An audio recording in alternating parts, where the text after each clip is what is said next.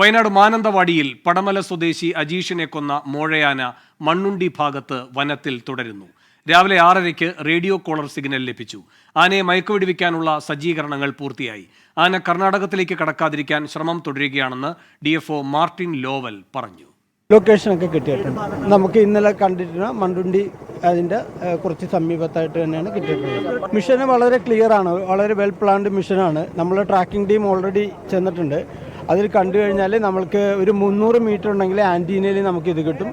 അതിലേക്ക് നമ്മൾ ചെന്നതിന് ശേഷം ഇന്നലെ ആനയെ ഓടിച്ചപ്പോൾ ആന ഇങ്ങനെ ഒരു തിരിഞ്ഞു കളിക്കുന്ന ഒരു അവസ്ഥയാണ് കണ്ടിട്ടുള്ളത്. പിന്നെ പുറത്തേക്ക് കർണാടകത്തിലേക്ക് അല്ലെങ്കിൽ മറ്റുള്ള ഭാഗങ്ങളിലേക്ക് പോകാണ്ടിരിക്കാനായിട്ടുള്ള ഒരു ഡിപ്ലോയ്മെൻറ്റ് നമ്മൾ ചെയ്തിട്ടുണ്ട്. അപ്പോൾ അവിടെ തന്നെ കൺഫേം ചെയ്ത് അവിടെ തന്നെ മയക്കുവെടി വെക്കാനായിട്ടാണ് ഉദ്ദേശം. കാട്ടാന ഭീഷണി തുടരുന്ന സാഹചര്യത്തിൽ തിരുനെല്ലി പഞ്ചായത്തിലും മാനന്തവാടി നഗരസഭയിലെ 4 ഡിവിഷനുകളിലും വിദ്യാഭ്യാസ സ്ഥാപനങ്ങൾക്ക് കളക്ടർ അവധി പ്രഖ്യാപിച്ചു. പടമല സ്വദേശി അജീഷ് കാട്ടാന ആക്രമണത്തിൽ കൊല്ലപ്പെട്ടതിൽ പ്രതിഷേധം തുടരുകയാണ്. BJP പ്രവർത്തകർ ഡിവിഷണൽ ഫോറസ്റ്റ് ഓഫീസ് ഉപരോധിച്ചു. യൂത്ത് കോൺഗ്രസ് പ്രതിഷേധ മാർച്ച് നടത്തും. സുർജിത്ത് അയ്യപ്പത്തും അരുൺ പാറയ്ക്കലുമാണ് വിശദാംശങ്ങളുമായി ചേരുന്നത്. ആദ്യം സുർജിത്ത് അയ്യപ്പത്തിലേക്ക്. സുർജിത്ത്, ഇന്നലെ ഫലം കണ്ടില്ല, ഇന്ന് ദൗത്യം വിജയകരമായി നടപ്പാക്കാൻ കഴിയുമെന്ന് കരുതാമോ?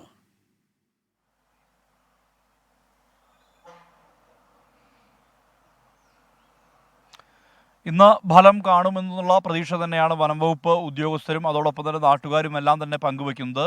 ഞാനിപ്പോൾ നിൽക്കുന്നത് ഈ മൈസൂർ ബാവലി റോഡ്, അതായത് കാട്ടിക്കുളത്ത് നിന്ന് മൈസൂരിലേക്ക് പോകുന്ന പാതയുടെ അടുത്താണുള്ളത്. ഇതിനുള്ളിലാണ് മിഷൻ നടന്നുകൊണ്ടിരിക്കുന്നത്. അതായത് ഈ പാതയുടെ ഒരു ഭാഗത്തു നിന്ന് കുങ്കിയാനകളെ ഇപ്പോൾ വനത്തിനകത്തേക്ക് കയറ്റിയിട്ടുണ്ട്. 4 കുങ്കിയാനകളെയും ദൗത്യത്തിൻ്റെ ഭാഗമായി ഉപയോഗിക്കുന്നുണ്ട്. ഒരു പക്ഷേ 2 തരത്തിലുള്ള ശ്രമമാണ് ഏറ്റവും ഒടുവിൽ തീരുമാനിച്ചിട്ടുള്ളത്. ഒന്ന്, കുങ്കിയാനകളെ ഉപയോഗിച്ചുകൊണ്ട് ചേസ് ചെയ്തുകൊണ്ട് ഡാർട്ട് ചെയ്യുക എന്നുള്ളതാണ്. ശ്രമകരമായ ദൗത്യമാണ്.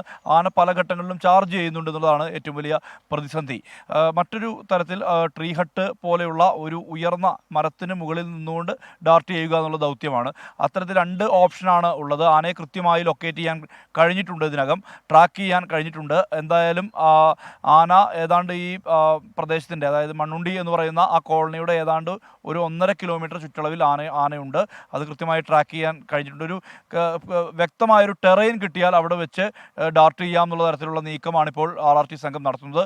RRT സംഘം 3 ടീമുകളായി തിരിഞ്ഞാണ് ഇപ്പോൾ വനത്തിനകത്തേക്ക് പ്രവേശിച്ചിട്ടുള്ളത്. ആനയെ കൃത്യമായി ലൊക്കേറ്റ് ചെയ്യുകയും ഇനി അടുത്ത ഘട്ടം ഡാർട്ട് ചെയ്യുക എന്നുള്ളത് മാത്രമാണ്. ആ ഒരു നടപടിയിലേക്ക് കടക്കാനുള്ള ശ്രമമാണ് ഇപ്പോൾ നടന്നുകൊണ്ടിരിക്കുന്നത്. നമുക്കറിയാം, ഈ ആന കുറേ അപകടകാരിയായിട്ടുള്ള ആനയാണ്. ഇന്നലത്തെ ദൗത്യത്തെ പ്രധാനമായും അത് പരാജയപ്പെടാനുള്ള കാരണം ഒന്ന്, ഒരു പൊന്തക്കാടും അതോടൊപ്പം തന്നെ ഇല്ലിമുളം കാടുകളൊക്കെ നിറഞ്ഞ ഒരു പ്രദേശമാണ്, കുറ്റിക്കാടൊക്കെ നിറഞ്ഞ പ്രദേശമാണ്. അതുകൊണ്ട് തന്നെ കൃത്യമായി എയിം ചെയ്യാൻ വേണ്ടി കഴിയില്ല. ഒരു വട്ടം ഒരു ശ്രമം വനം വകുപ്പ് ഉദ്യോഗസ്ഥർ നടത്തിയതാണ്, പക്ഷേ അത് വിജയം കാണാത്ത ഒരു സാഹചര്യം ഉണ്ടായിട്ടുണ്ട്. മാത്രമല്ല, ഇത് തുടർച്ചയായി ഈ മയക്കുവെടി ഉതിർക്കുന്ന സംഘത്തിന് നേർക്ക് പാഞ്ഞെടുക്കുന്ന പല സ്ഥിതിവിശേഷവും ഇന്നലെ തന്നെ ഉണ്ടായിട്ടുണ്ട്.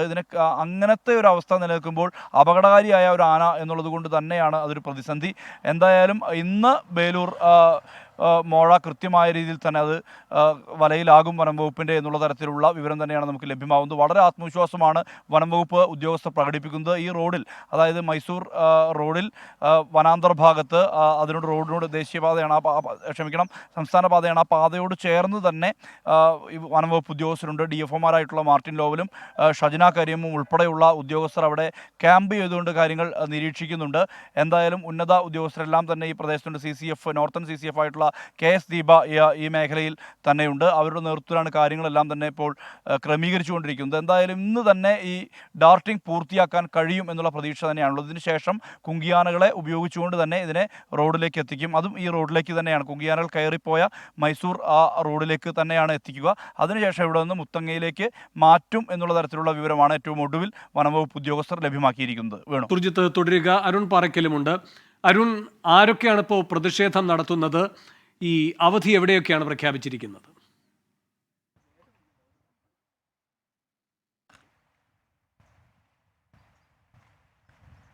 വേണു, പ്രധാനമായും തിരുനെല്ലി പഞ്ചായത്തിലും മാനന്തവാടിയിലെ 4 ഡിവിഷനുകൾ, മാനന്തവാടി നഗരസഭയിലെ 4 ഡിവിഷനുകളിലാണ് ഇന്ന് ഇപ്പോൾ വിദ്യാഭ്യാസ സ്ഥാപനങ്ങൾക്ക് അവധി പ്രഖ്യാപിച്ചിരിക്കുന്നത്. ഒന്ന്, മാനന്തവാടി നഗരസഭയിലെ കുറുക്കൻമൂല, കുറുവ, കാടൻകൊല്ലി, പയ്യമ്പള്ളി എന്നീ ഡിവിഷനുകളിലാണ് ഇന്ന് അവധി പ്രഖ്യാപിച്ചിരിക്കുന്നത്.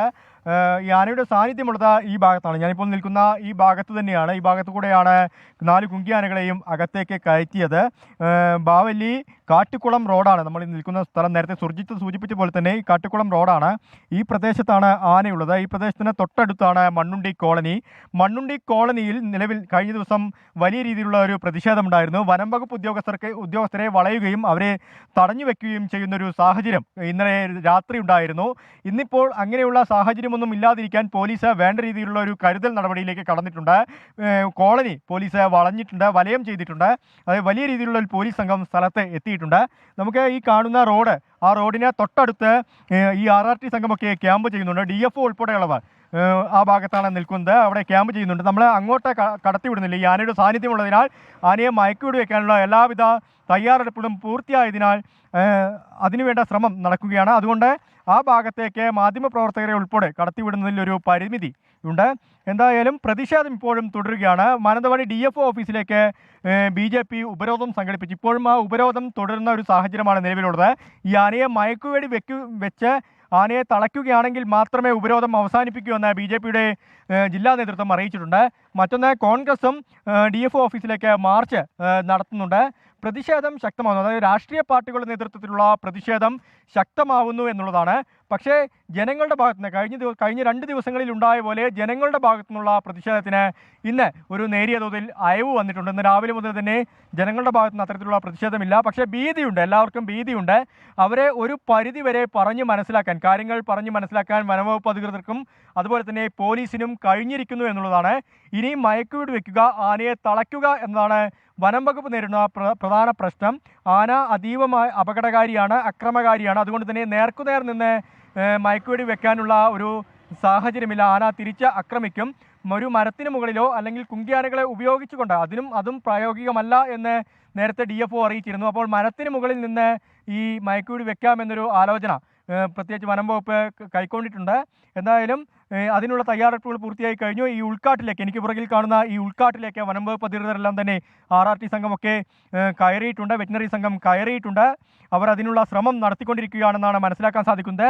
ഒപ്പം ഈ DFO ഓഫീസിൽ ഉൾപ്പെടെ പ്രതിഷേധവും ശക്തമാണ്. വേണു, ശരി. സുർജിത്ത് അയ്യപ്പത്തും തുടരുന്നുണ്ട്. സുർജിത്ത്, ഇന്നലെയും ആനയെ സ്പോട്ട് ചെയ്തതാണ്. പക്ഷെ പിന്നെ കണ്ണുവെട്ടിച്ചു പോകുന്നു, കാണാൻ കഴിയാത്ത സ്ഥലത്തേക്ക് മാറുന്നു. മാത്രമല്ല കിലോമീറ്ററുകൾ ഈ ആന സഞ്ചരിക്കുകയും ചെയ്യുന്നു. അതേ സാഹചര്യം ഇന്ന് ആവർത്തിക്കില്ല എന്ന് എങ്ങനെയാണ് ദൗത്യസംഘം കരുതുന്നത്?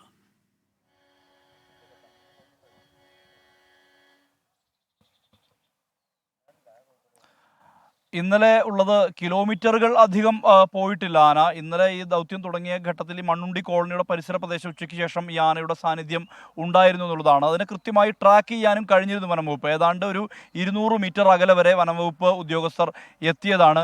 പലപ്പോഴും ഇത് ചാർജ് ചെയ്യുന്നൊരു പ്രശ്നം നിലനിന്നിരുന്നു. അതാണ് ഏറ്റവും വലിയ പ്രശ്നമായി തന്നെ ഉണ്ടായിരുന്നത്. വെല്ലുവിളിയായി, ദൗത്യത്തിന് വെല്ലുവിളിയായത് ആ ഒരു കാര്യമാണ്. അത് ഈ ഉദ്യോഗസ്ഥരെ ആക്രമിക്കാൻ വേണ്ടി കയറി വരുന്ന ഒരു ആണ് ഉണ്ടായിട്ടുള്ളത്. അതാണ് ഈ ഡാർട്ടിങ്ങിനെ ഇന്നലെ ബാധിച്ചത് എന്നുള്ളതാണ് പ്രധാനപ്പെട്ട കാര്യം.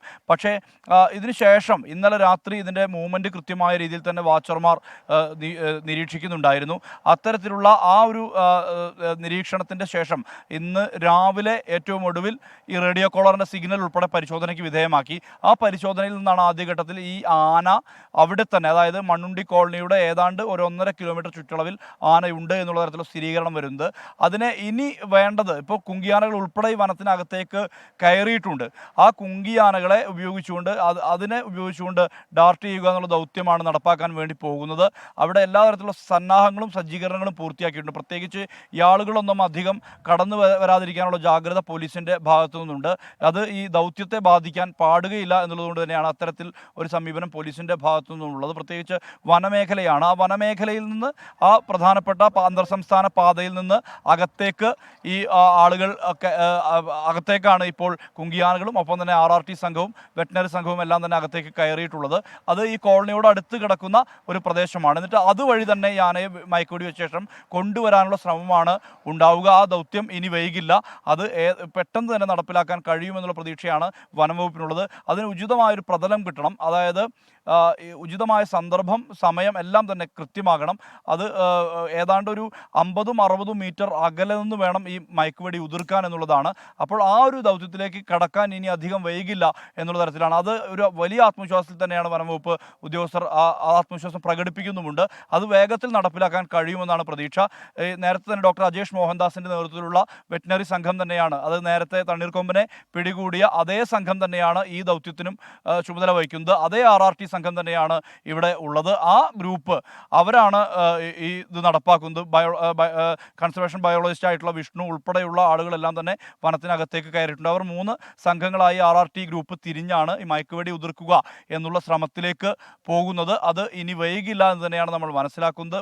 ഉടൻ തന്നെ ശുഭകരമായ ഒരു വാർത്ത, ഈ ആളെക്കൊല്ലി മോഴയാനയെ പിടികൂടി എന്നുള്ള ശുഭകരമായ വാർത്ത എല്ലാവരും പ്രതീക്ഷിക്കുന്നുണ്ട്. അത് സാധ്യമാകുമെന്ന് തന്നെയാണ് കരുതുന്നത്. വേണു, ശരി. ബേലൂർ മക്കിനെ മയക്കുവെടി വയ്ക്കാനുള്ള ദൗത്യം പുരോഗമിക്കുന്ന വിശദാംശങ്ങളാണ് സുർജിത്ത് അയ്യപ്പത്തും അരുൺ പാറയ്ക്കലും നൽകിക്കൊണ്ടിരിക്കുന്നത്.